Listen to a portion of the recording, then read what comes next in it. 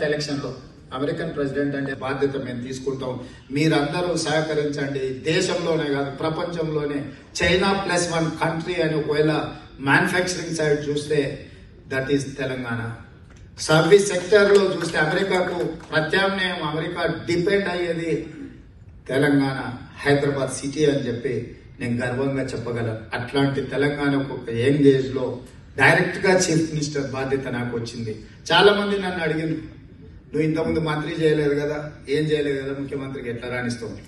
నేను చెప్పిన 20 సంవత్సరాలు ప్రతిపక్షంలో ఉండి ఈ సమయంలో ఉన్న అందరు ముఖ్యమంత్రులు చేసే తప్పులన్నిటిని కూడా నేను మాట్లాడాను కాబట్టి ఆ తప్పులు చేయకుంటుంటే బెస్ట్ పర్ఫార్మ్ చేస్తున్నాను.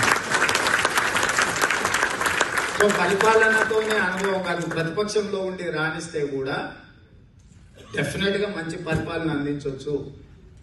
జైపాల్ రెడ్డి గారు కూడా ప్రతిపక్షంలోనే రాణించి కేంద్ర మంత్రిగా ఒక గొప్ప పేరును సాధించిన ఉత్తమ పార్లమెంటేరియన్ గా రాణించు.